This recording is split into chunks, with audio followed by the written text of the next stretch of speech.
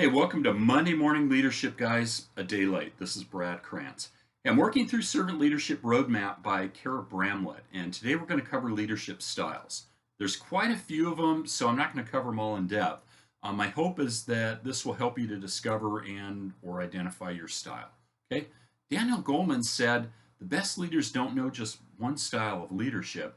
They're skilled at several and have the flexibility to switch between styles as the circumstances might dictate." So, do you know your style? To truly understand the essence of servant leadership, and that's kind of where we're headed here, one must understand the different types of leadership, right? That should make sense. The leader has to evaluate oneself to recognize what kind of leadership style he or she naturally exhibits. And this will help toward making a clear judgment towards guiding a team. Individuals can sense when a leader is disingenuous to representing oneself. And isn't that sadly true? Haven't we all experienced this? Instead, you want to be genuine and consistent in leading your team. And I'd add, be authentic and practice integrity. So each leadership style is unique and it's based upon the presenting situation, whatever you're facing. And you'll leverage one style over another. The foundation of leadership will guide you on the best style to use. Hopefully that's our intent here. So we go back to the 30s. A guy named Lewis defined three types of psychological based leadership styles. We have autocratic, democratic, and laissez-faire. And those styles are actually still commonly used today to describe leadership styles. The autocratic style obviously demands immediate compliance. Okay, as the word denotes, this is a do as you're told type leader. And obviously this type of leadership can be advised in situations that warrant immediate action. I can think of, the military command structure or a significant emergency or national disaster situation. With no surprise, it's not beneficial when modifying the behavior of a team, and perhaps no shock is often met with resistance. We don't like to be told what to do. The democratic style is a consensus through participation. The democratic leader is one who builds and achieves goals through voting. Okay, this type of leader tends to ask questions, which is a good thing for a leader, and reach agreements. The laissez-faire method is based on a mindset of building a strong team and then staying out of their way. Okay, one of the significant benefits of this style is innovation. You kind of let people do what they do best. Again, obviously, people who want clearly defined objectives might find themselves frustrated here in this approach. And now we jump forward to the mid-60s, we see task-oriented and people-oriented styles emerge. Task-oriented is focused on result-driven outcomes. And here leaders ensure clear communication and expectations of the objectives and desired outcomes. People-oriented focuses on determining which team member is most suited for a task based upon his or her skill set, interests, or their personal development. And this style is really effective for developing an individual through stretch opportunities, those that help them stretch and grow. And now we hit the 21st century, and again, Daniel Goleman detailed 6 emotional styles of leadership. We've got visionary style that moves people toward a vision. Surprise. This has been said to be the most impactful style of leadership. This kind of leader gains strength through passion and vision, and it empowers and inspires a team. That's a big plus, okay? And it so tends to drive innovation and creativity, and I kind of tend to favor this one. Now we have the coaching style where this develops people for the future. And this is kind of like your sports teams. We see it a lot there, obviously. This kind of leader has a focus on achieving progress. In sports, it's winning games. Every single person on your team needs coaching in some capacity, whether it's a business, other team, or church, or whatever.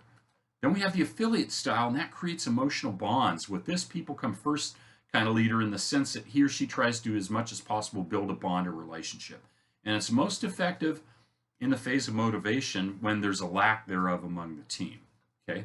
Then we have the Pacesetter style. This expects excellence and self-direction. And this kind of leader is one who is prone to set high standards without considering others' ideas. Obviously, this can tend toward damaging morale and making people feel inferior. So there's also 4 additional styles of leadership defined and more toward today's focus on leadership. And those are transactional leadership. This focuses on day-to-day operations, and this leader has the challenge of seeing the big picture and conveying a vision. They focus on an individual's roles and responsibilities. And they aggressively performance manage team members. And this can lead to, unfortunately, low morale at times. Then we have transformational leadership, is a venue of innovation within an organization through inspiration and motivation of the team. These type of leaders are focused on transforming their organizations to the next level by leading with high performance and engaged teams.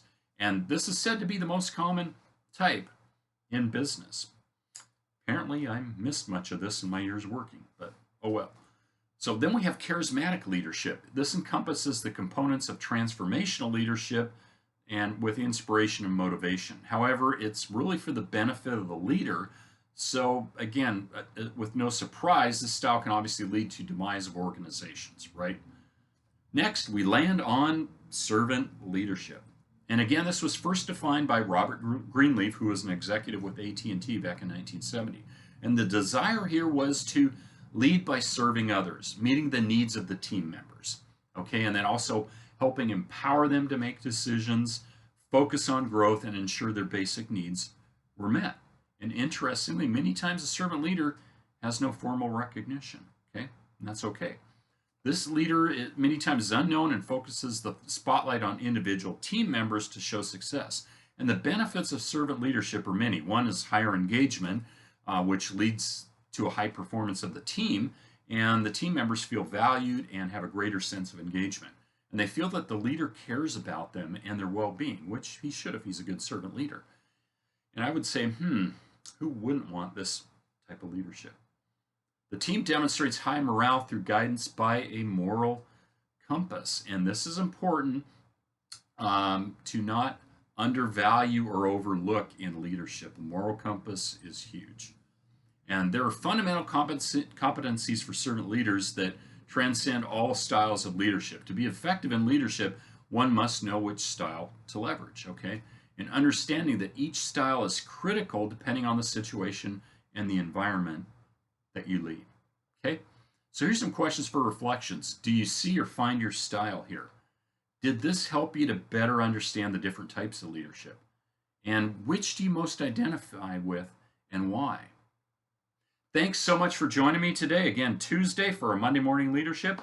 I hope that this added value to you or motivated you in some way. So join me next week as we look at one of the core competencies of servant leadership, self-awareness. Have a great Tuesday, guys. Bye-bye.